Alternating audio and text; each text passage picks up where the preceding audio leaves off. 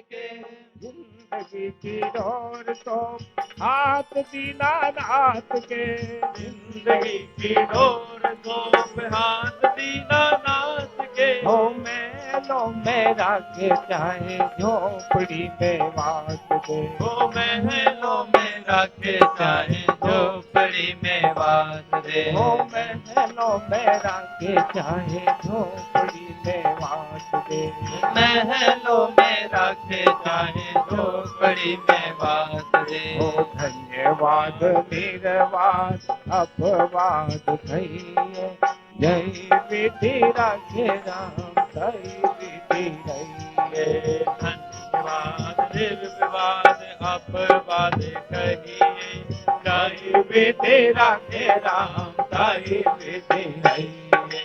सीताराम सीताराम सीताराम कहिए। जय विधि राखे राम जय विधि रहिए। सीताराम सीताराम सीताराम कहिए। जय विधि राखे राम जय विधि रहिए। और सद्गुरु भगवान की जय। ओम परात्पर ब्रह्म अकारण करुणा अरुणालय भक्तवांछा कल्पतरु तड़िदित विनिंदित पीताम्बरधारी श्री राघव जी के चरणों में बारंबार प्रणाम करते हुए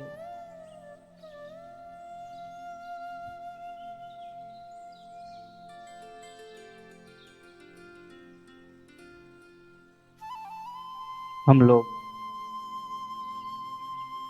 आज इस प्रांगण में इस रामचरितमानस रूपी मान सरोवर में स्नान के लिए एकत्रित हुए हैं। वैसे तो नित्य ही यहाँ पर कथा चलती रहती है, परंतु आज विशेष दिन विशेष समय,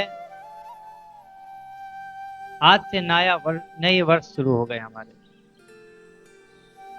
आज से हम लोग नवीन वर्ष में प्रवेश कर चुके हैं और नवीन वर्ष का हम लोग शुरुआत कैसे कर रहे हैं?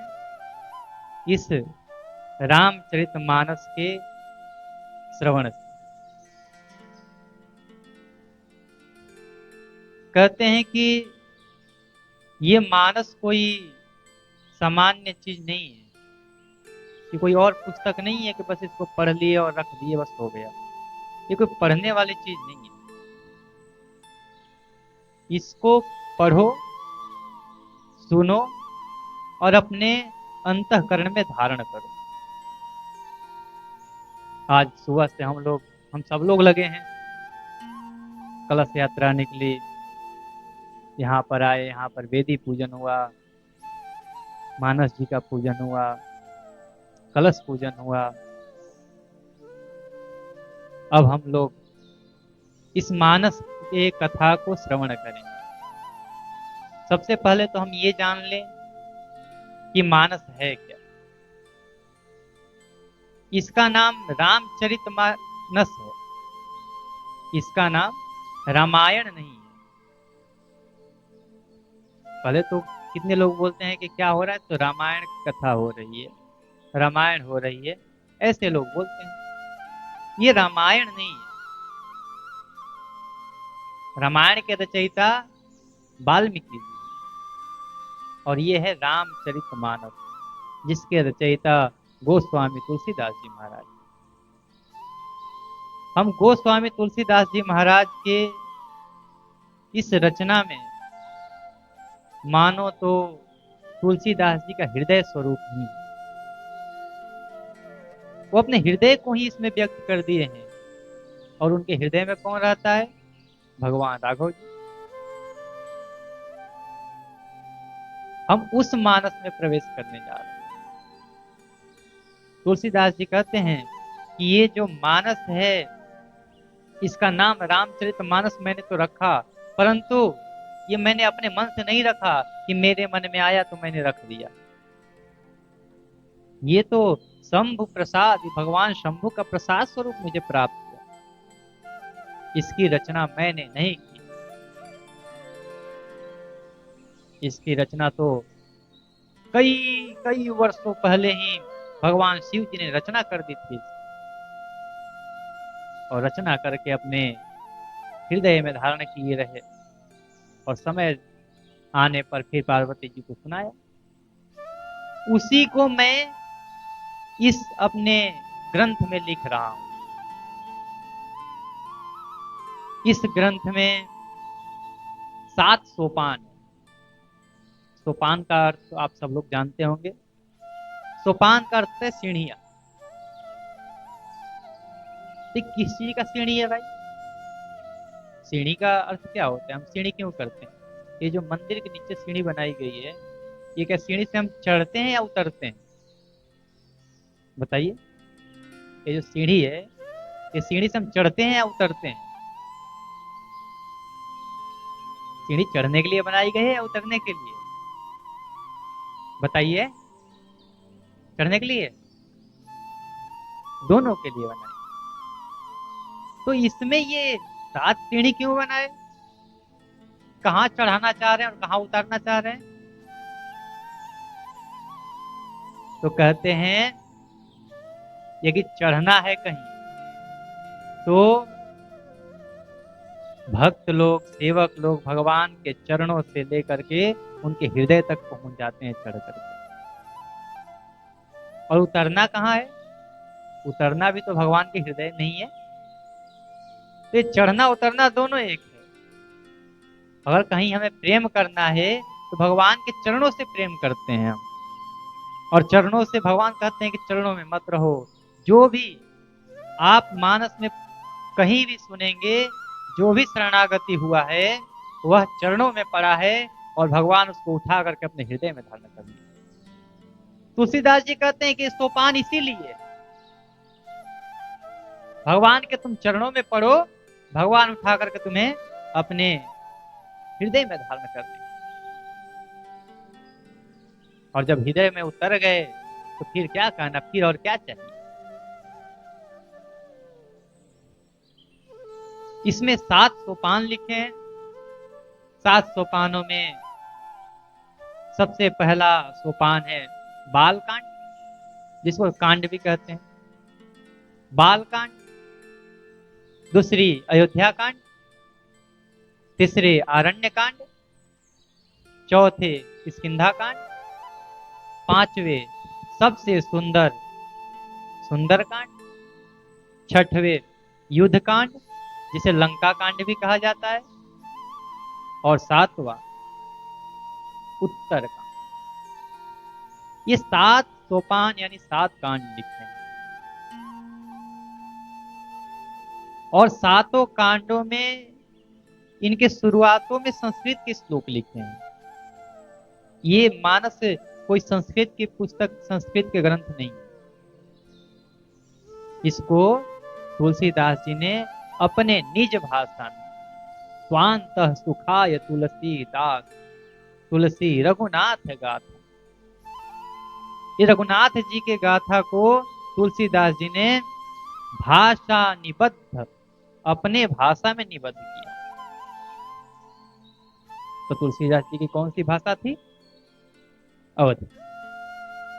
तो तुलसीदास जी ने, प्रसंग आता है कल्याण में एक आया था कि तुलसीदास जी जब इसकी रचना कर रहे थे, जब उनको ऐसा लगा कि अब मुझे इसकी रचना करना चाहिए, तो रोज संस्कृत में लिखते थे,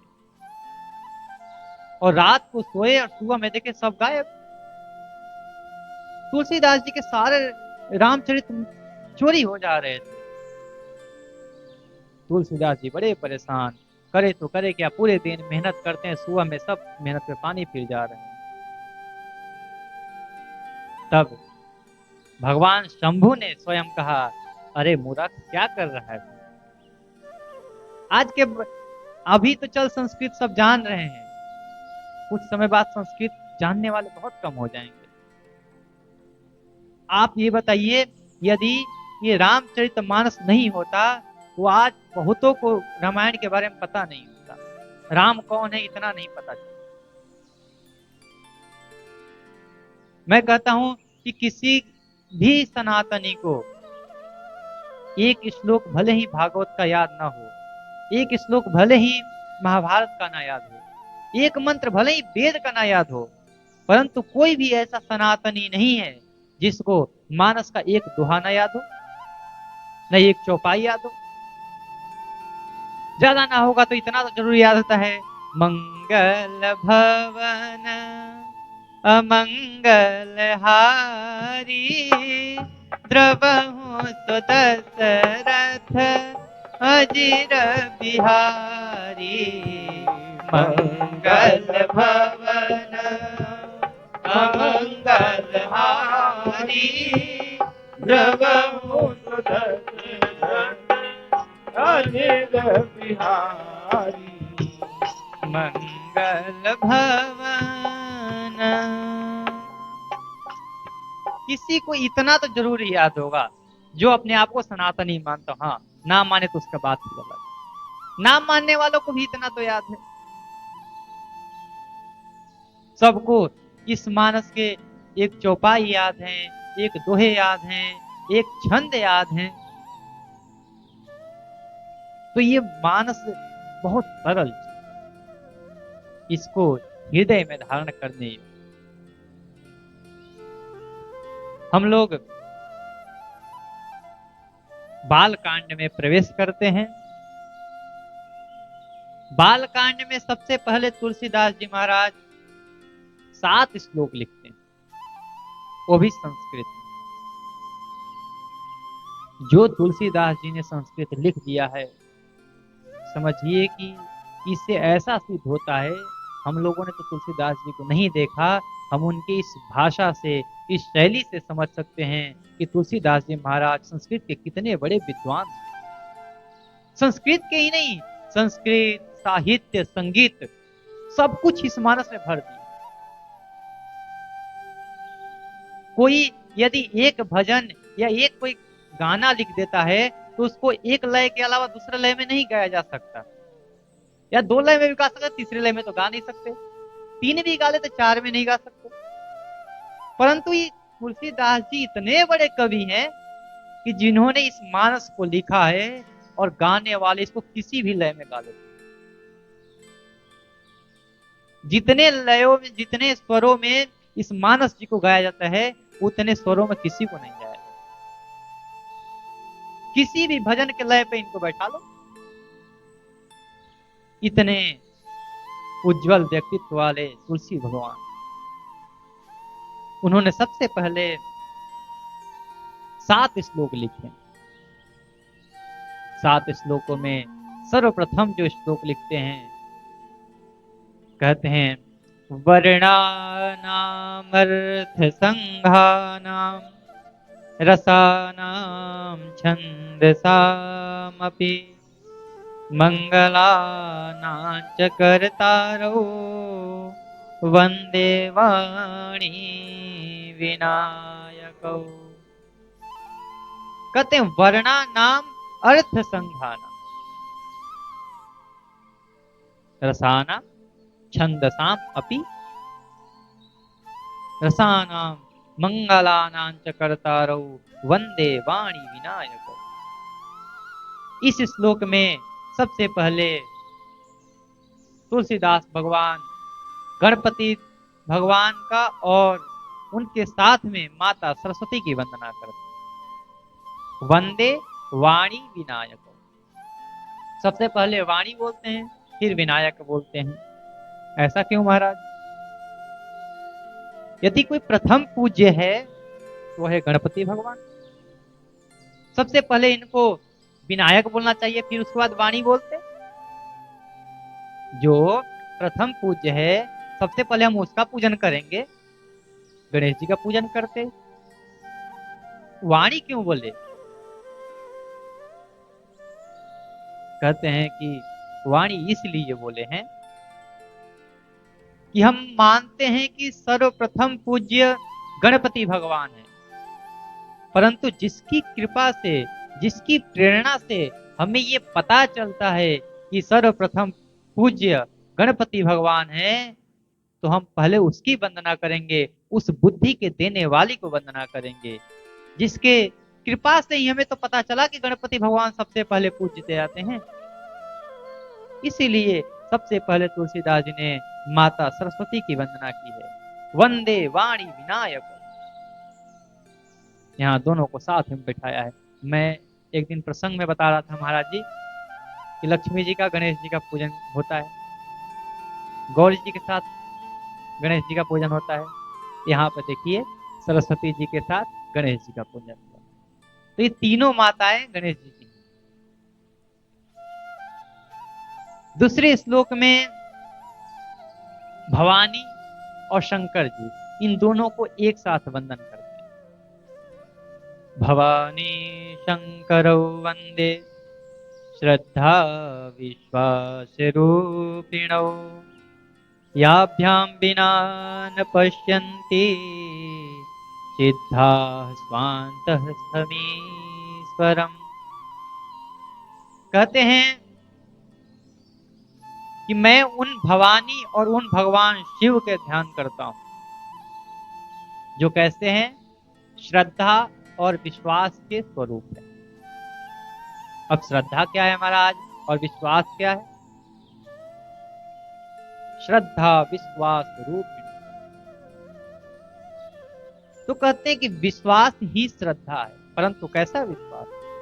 तो वेदांत कहता है गुरु वेदांत वाक्येषु दृढ़ विश्वास श्रद्धा। गुरु और इन वेदांतों के बातों पर दृढ़ता से विश्वास करना ही श्रद्धा है। जिसके मन में विश्वास नहीं, उसके हृदय में कभी श्रद्धा उत्पन्न हो ही नहीं। और जिसके हृदय में श्रद्धा नहीं, वो कभी किसी पर विश्वास कर ही नहीं। ये दोनों एक साथ रहने वाले हैं, श्रद्धा और विश्वास, शिव और शक्ति दोनों एक साथ। इसीलिए गोस्वामी जी इन दोनों को एक साथ वंदन करते हैं और कहते हैं याभ्याम बिना न पश्यन्ति सिद्धा स्वान्तः समीश्वरम्। जो सिद्ध लोग हैं, जो बड़े बड़े योगी हैं, वो भी इनके बिना, इनकी कृपा के बिना उस ईश्वर को नहीं देख सकते, उस ईश्वर को नहीं जान सकते। ये दोनों जगत के माता पिता हैं। आगे कहते हैं कि वंदे बोधमयम नित्यम गुरुम शंकर रूपिणम, यमाश्रितो हि वक्रोपि चंद्रः सर्वत्र वन्द्यते। पहले श्लोक में दो लोगों की वंदना, गणपति भगवान के और माता सरस्वती की। दूसरे श्लोक में शिव जी के साथ माता भवानी की वंदना। परंतु तीसरे श्लोक में यहाँ पर नियम तोड़ दिए हैं तुलसीदास जी। बोले हैं तीसरे श्लोक में मैं दो की वंदना नहीं करूंगा, तीसरे श्लोक में केवल और केवल एक की ही वंदना करूंगा। वो भी किसकी कर रहे हैं? अपने गुरुदेव भगवान।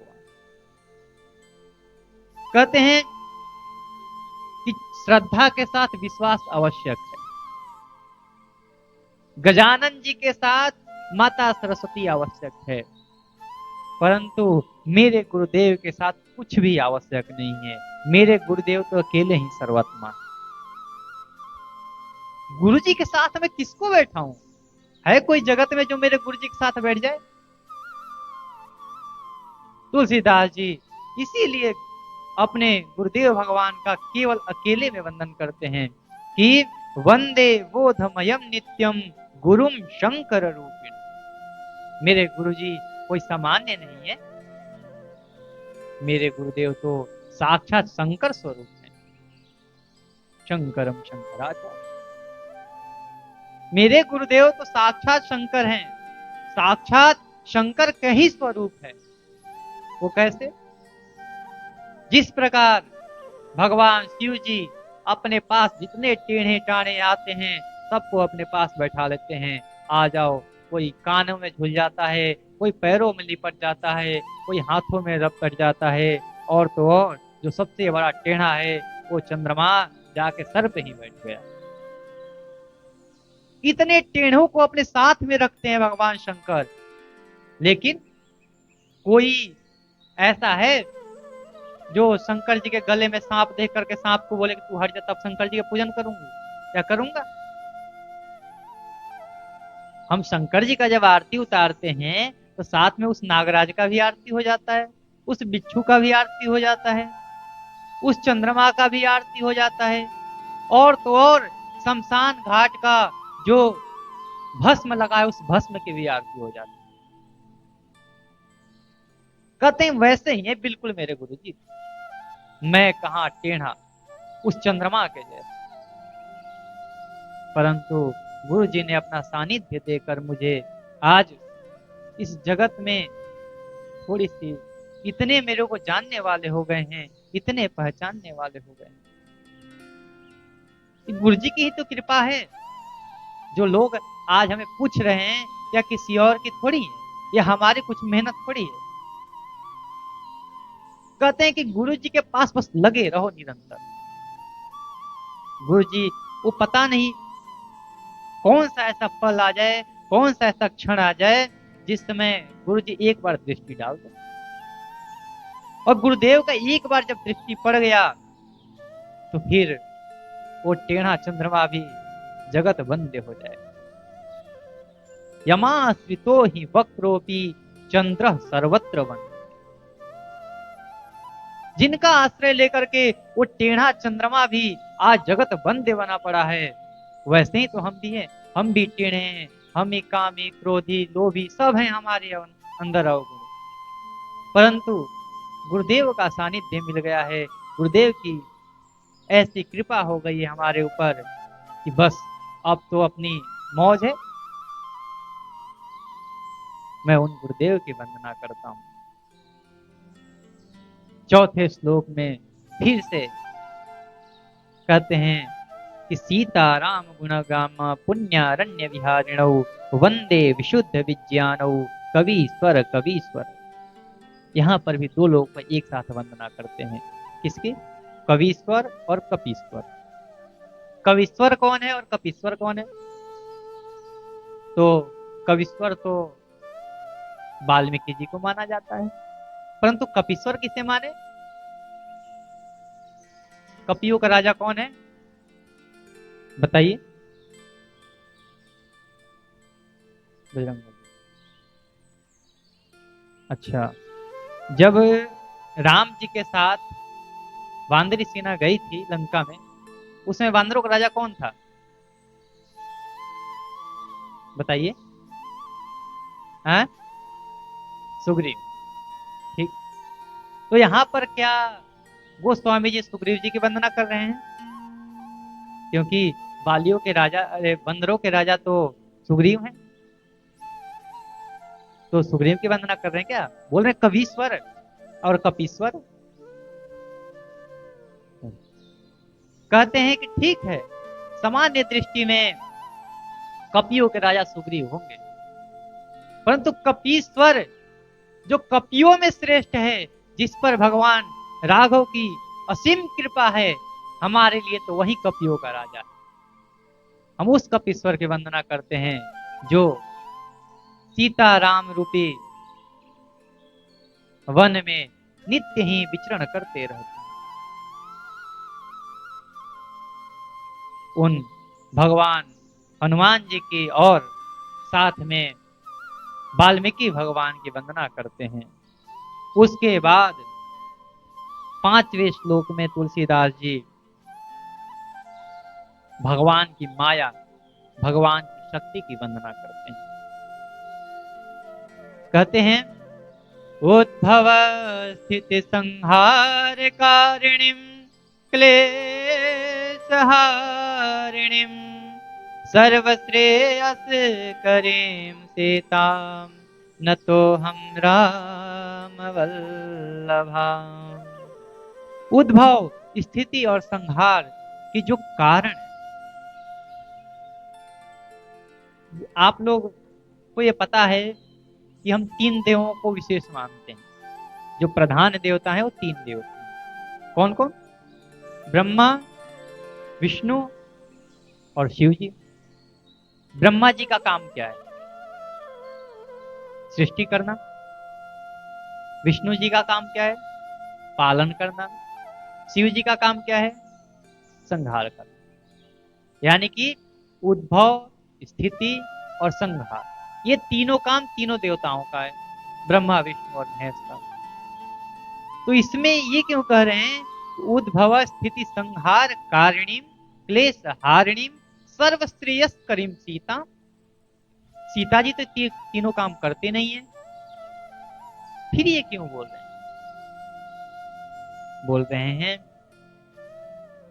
ये तीनों जब अपने काम करते हैं, ब्रह्मा जी जब सृष्टि को प्रकट करते हैं, सृष्टि का उद्भव करते हैं, विष्णु जी जब सृष्टि का पालन करते हैं और शिव जी जब सृष्टि का संहार करते हैं, तो क्या वो अपने बल पर करते हैं? जब किसी में शक्ति होगी तभी तो कोई काम करेगा। कोई खा पी के खूब तगड़ा हो गया है, उसके अंदर लड़ने की शक्ति नहीं है, तो क्या किसी पतले से भी लड़ सकता है? ठीक है, ये लोग तीनों देवता तीनों अपने अपने काम करते हैं, परंतु क्या इनमें ये शक्ति है? कहते हैं कि नहीं, ये शक्ति ही माता सीता, जो ब्रह्माणी, लक्ष्मी और माता पार्वती के रूप में इन तीनों के साथ रह करके और इस सृष्टि के इस क्रम को बढ़ाते रहते हैं। जो उद्भव का कारण है, जो स्थिति का कारण है, जो संहार का कारण स्वरूप है और सभी प्रकार के क्लेशों को नष्ट करने वाली है। जितने भी क्लेश हो, सभी क्लेशों को नष्ट करने वाली है।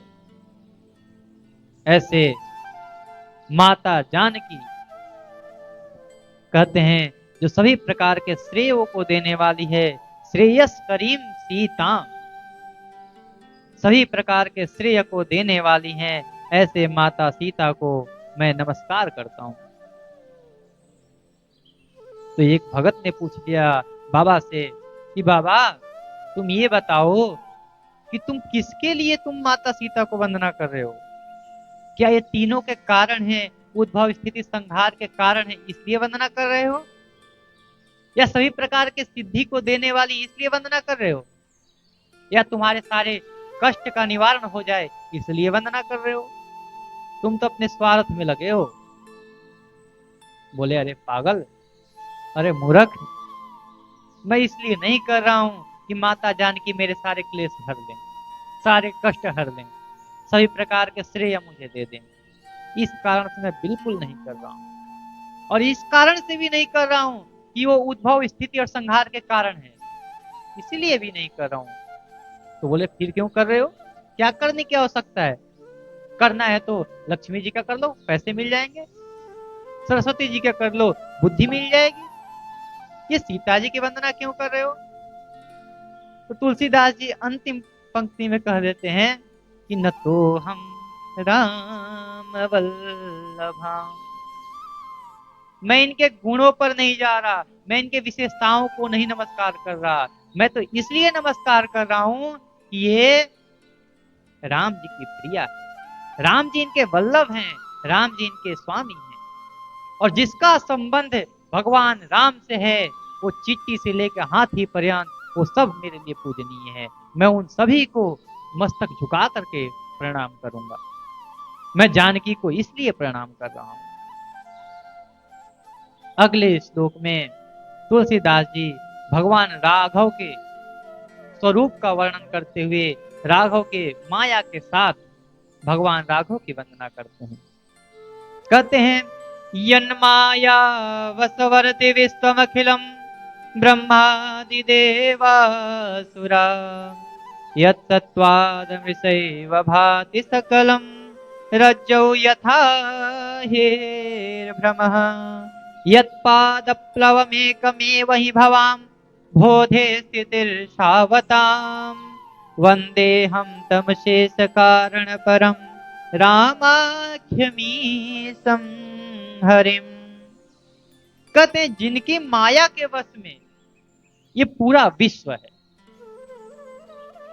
जिसकी माया के वश में पूरा संसार है, अखिल ब्रह्मांड है। ब्रह्मांड का तो मैं क्या कहूं, ये जो ब्रह्मांड के नायक हैं, ब्रह्मादि देवासुर, ब्रह्मा, इंद्र, शिव, सब जितने हैं, सबके सब जिनके वश में, किसके वश में? उस माया के वश में। अभी आगे बहुत हम प्रसंग श्रवण करेंगे जिसमें ब्रह्मा जी को, शिव जी को, नारद जी को, सनकादि ऋषियों को, सबको माया घेर लेती है, सबको माया घेर लेगी। वही कह रहे हैं कि जिस माया के वश में पूरा संसार है और जिसके वश में वो माया है, उस माया का ही तो प्रभाव है जो हमें असत्य वस्तुओं को भी सत्य प्रतीत करवाती है।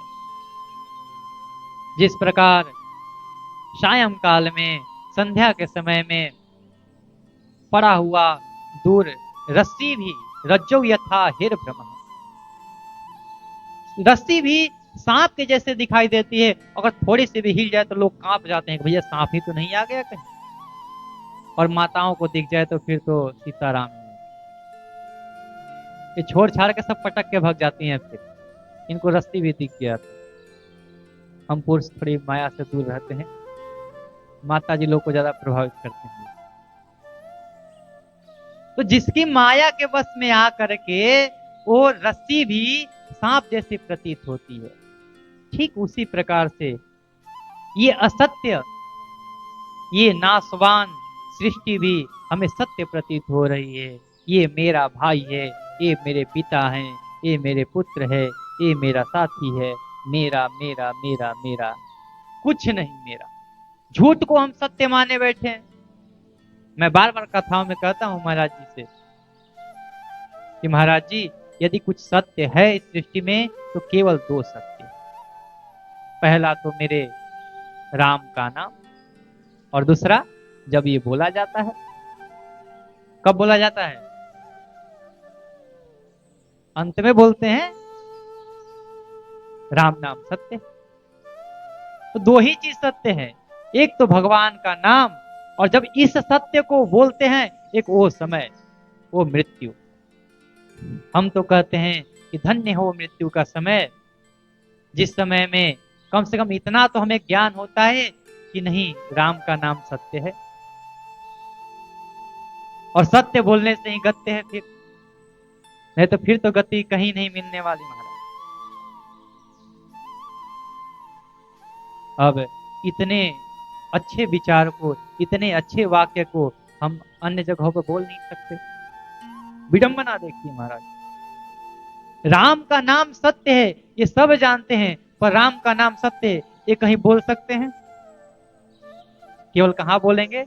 जब अंत समय है, और उस समय ये सब बोलते जाते हैं कि राम नाम सत्य है, राम नाम सत्य है, और बस वहां पर इस पंच भौतिक शरीर को जलाए, और जलाने के बाद तुरंत उस मोक्ष द्वार से बाहर निकले, भैया कचौड़ी खिलाओ, जलेबी खिलाओ, भूख लगी। भूल जाते हैं कि अभी हम क्या बोल रहे थे कि राम का नाम सत्य है। एक कचौड़ी जलेबी तो बाद की चीज है। और वहां से भी आने के बाद लोग महाराज क्या कहते हैं, उनके यहाँ गए थे, उनकी माता जी का स्वर्गवास हो गया, उन्होंने वहां पर कुछ अच्छा नहीं खिलाया। अरे तुम अच्छा खाने गए थे, वहां सत्कार करवाने गए थे, वहां संस्कार करने गए थे, सत्कार कराने नहीं। और वो कौन सा संस्कार है महाराज? उसको क्या बोलते हैं? अंतिम संस्कार। उसके बाद फिर कोई संस्कार नहीं रह जाता। तो तुम अंतिम संस्कार में गए हो, वहां पर भी सत्कार की अपेक्षा कर रहे हो कि सत्कार होगा, कहां से होगा? वही कह रहे हैं कि जिसकी माया के वश में आ करके ये पूरा सृष्टि असत्य है फिर भी सत्य प्रतीत हो रही है, लेकिन वो माया जिसकी दासी है, जिसको राम नाम से जाना जाता है, रामाख्यमीशम, जो राम के नाम से जाने जाते हैं, मैं उन राघव जी की वंदना करता हूं, मैं उन राम जी की वंदना करता हूं। अब 7वें श्लोक में क्या बोलते हैं तुलसीदास जी? ये विशेष ध्यान देने योग्य बात है। 7वें श्लोक में तुलसीदास जी अपने मनोभाव को रखते हैं कि मैं इस मानस की रचना क्यों किया, कैसे किया और किस लिए किया, सारे बात एक श्लोक में लिख देते हैं। कहां से इस मानस को मैंने लिया, कहते हैं नाना पुराण निगमा सम्मतम यत् रामायणे निगदितं क्वचिदन्यतोऽपि स्वान्तः सुखाय तुलसी रघुनाथ गाथा भाषा निबंध मति मंजुलमातनोति नाना पुराण निगमागम सम्मतम यत्। इसको ये मत समझ लेना कि मेरे मन में आ गया और मैंने इसकी रचना कर दी, कहीं सोचा ना कहीं विचारा, बस जो मन में आया। आगे पहला पद राम हो रहा है तो दूसरा पद काम हो जाएगा, फिर ऐसे ही मामा लगाते चले जाएंगे। ऐसा नहीं किया मैंने। नाना पुराण, जितने पुराण हैं 18 पुराणों को मैंने पढ़ा, 18 उप पुराणों को पढ़ा। नाना पुराण निगम आगम वेद शास्त्र सब पढ़े, मैंने सबके सम्मत बात को इसमें रखा है। और क्या पढ़ा महाराज जी? तो कहते हैं रामायणे निगदितम क्वचिदन्यतोऽपि। मैंने रामायण, जितने रामायण हो सकते हैं, मैंने उन रामायणों को अध्ययन किया, उन रामायणों पर चिंतन किया। कितने रामायण है? हरि अनंत हरि कथा अनंता, रामायण कई करोड़ों, उनमें से एक ये मानस। तो कैसे मान सके महाराज की करोड़ों रामायण है? तो कहते हैं कि करोड़ों रामायण ऐसे मानने हैं कि भगवान राघव जी के साथ जितने भी सेवक थे, 18 जतुभ बंदर थे, तो उन जितने भी सेवक थे, जितने भील कोल बंदर जितने मिले थे, सबके सब ने अपने अपने रामायण लिखे। जितना जिसने राघव जी को देखा, जितना समझा, वैसा रामायण लिख दिया। तो हो गए ना करोड़ों रामायण। करोड़ों थे ना, करोड़ों लोग मिले भगवान को। तो जितने लोग थे, सबने अपने अपने मनोभाव को देखते हुए, अपने मन से भगवान का चिंतन करते हुए करोड़ों रामायण की रचना कर। अभी भी हमें आनंद रामायण, राधे श्याम रामायण, रामचरितमानस, वाल्मीकि रामायण, अनेकों रामायण हमें मिल जाते हैं। लेकिन तुलसीदास जी कहते हैं कि मैं अनेकों रामायणों का अध्ययन किया। रामायणे निगदितम क्वचिदन्यतोऽपि, और कहीं अन्य जगहों से, जैसे शास्त्रों से, पुराणों से, वेदों से, उपनिषदों से, वेदांतों से, वेदांगों से, इन सब से मैंने संकलित किया, इन सब से कुछ न कुछ लिया। और तब क्या किए? स्वांतः सुखाय। कहते हैं कि देखो भाई, इस मानस की रचना तो मैं कर दे रहा हूं, लेकिन कुछ बोलेंगे जो अंग्रेजी जानने वाले होंगे, वो बोलेंगे हमें तो ये समझ में नहीं आ रहा है। जो उर्दू जानने वाले होंगे वो कहेंगे हमें समझ में नहीं आ रहा है।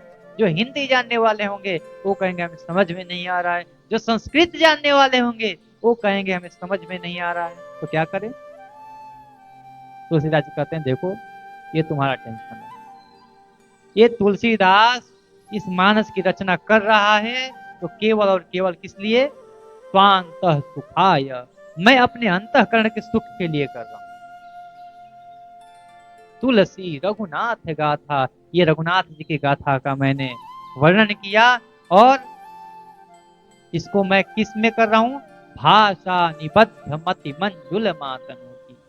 जितनी मेरी मति हो सकती है, मैं उतनी ही इस मानस की रचना करूंगा, वो भी अपने भाषा में, अपने निज भाषा यानी कि अवधी भाषा में करूंगा। तुलसीदास जी ने ये 7 श्लोक संस्कृत के लिखे, जिसको मैंने संक्षिप्त में समझ लीजिए, या जिसके विशेष व्याख्या की आवश्यकता पड़ी उसको विशेष किया। हम लोगों ने 7 श्लोकों का श्रवण किया। अब तुलसीदास जी अपने भाषा में प्रवेश करते हैं। कहते हैं कि मैंने संस्कृत में वंदना तो कर ली, पर मन तृप्त नहीं हुआ, मेरे को अच्छा नहीं लगा।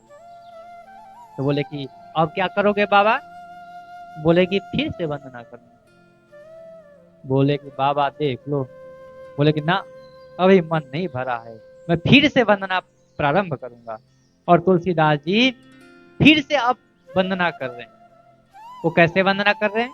बोल रहे हैं अब तक तो मैंने संस्कृत में सबके लिए कर दिया, अब मैं अपने भाषा में करूंगा। तो सबसे पहले 5 सोरठों में तुलसीदास जी ने वंदना की। पहले सोरठे में भगवान गणपति भगवान की वंदना करते हैं। जो सुमिरत सिद्धि होई, गणनायक करिवर बदन, करऊ अनुग्रह सोई, बुद्धि राशि शुभ गुण सदन।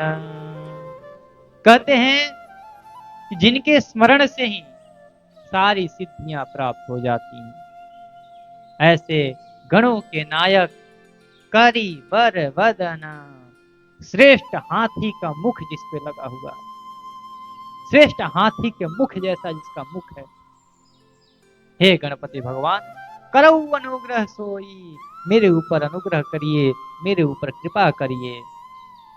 जो बुद्धि के राशि हैं, सभी गुणों के घर हैं।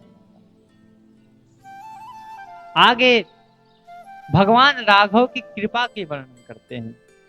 दूसरे सोरठे में कहते हैं मूक होहि वाचाल, पंगु चढ़ई गिरिवर गहन, जासु हृदय आगार, बसहि राम सर चाप धरा, जासु कृपा सुदयाल, द्रवऊ सकल कलिमल दहना।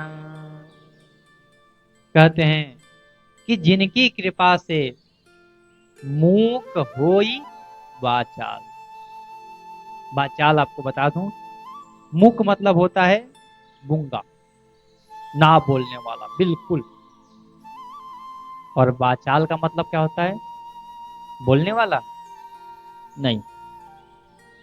वाचाल का मतलब बोलने वाला नहीं है।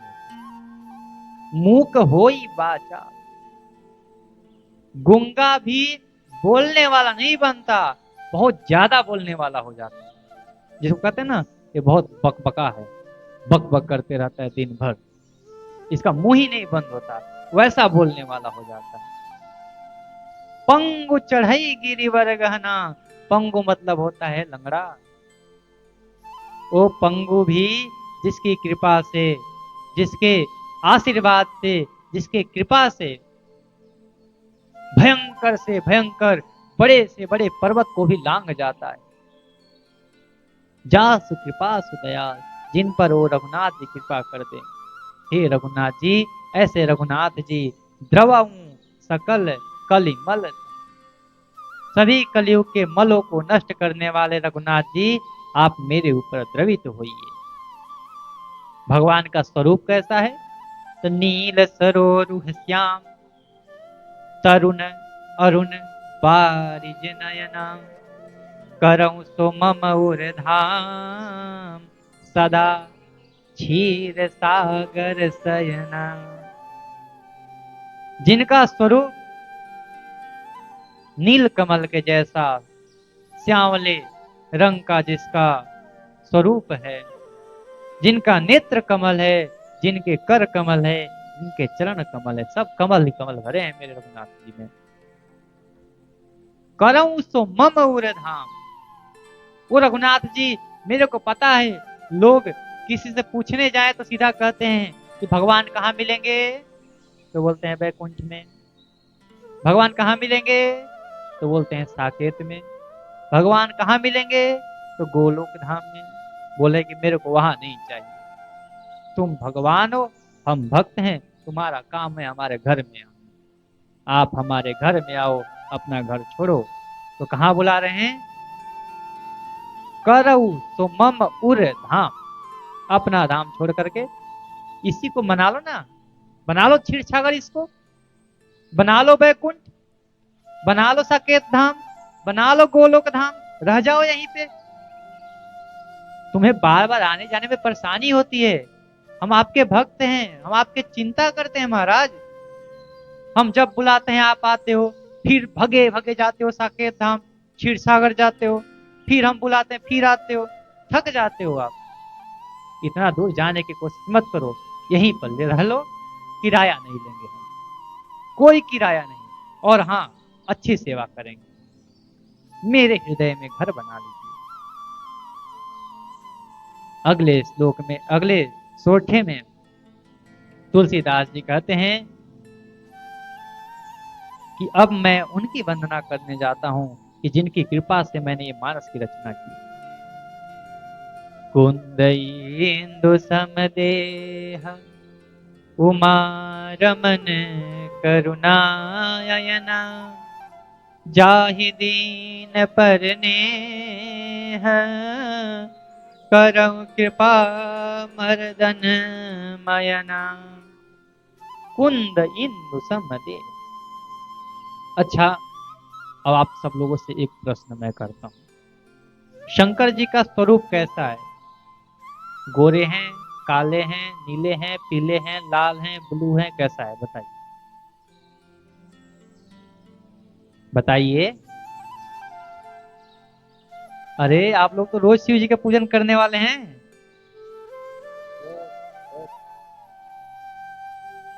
पीछे से आवाज नहीं आ रही है, बताइए कैसे हैं? लाल लाल, पीले? अरे आपके भगवान जी हैं, बता दीजिए कैसे हैं भगवान शिव जी? हाँ, आप लोग कहीं कहीं आजकल जो तस्वीरें बनते हैं उस पर इनको नीला कर देते हैं, पेंट मार देते हैं इनके ऊपर। भगवान शिव नीला नहीं है। नीले तो हमारे नील सरोवर श्याम भगवान राघव जी। शिव जी तो महाराज कर्पूर के जैसे गोरे हैं। कुंद इंदु समदेह, जिनका स्वरूप, जिनका शरीर उस चंद्रमा के जैसे, उस कर्पूर के जैसे हैं, उस कुमुदनी के जैसे हैं, उस कुंद के पुष्प के जैसे हैं। उमा रमन करुणायना, जो माता पार्वती के स्वामी हैं, जो माता पार्वती के पति हैं, और सदा अपने भक्तों के हृदय में रमण करने वाले हैं। करुणा के तो घर हैं, जाहि दीन परने, हम जैसे दीन दुखियों पर तो उनकी अकारण कृपा रहती है। उनकी कृपा है कि हम लोग आज यहाँ बैठे। नहीं तो जब अभी आश्रम में 2 वर्ष पूर्व जब शिवालय नहीं था तो भक्त लोग भी कम आते थे, आप लोग भी कम ही आते थे। तो आज उन्हीं की कृपा है कि आप पूजन करते आते हो, तब आपको पता चला कथा हो रही है तो आप लोग आए। कृपा तो उन्हीं की है। जाहि दीन परने, हम जैसे दीनों पर बहुत कृपा करते हैं। करऊं कृपा मर्दन मयना, ऐसे काम रूप के, कामदेव के शत्रु, कामदेव के संहारक भगवान शिव हम पर कृपा करें।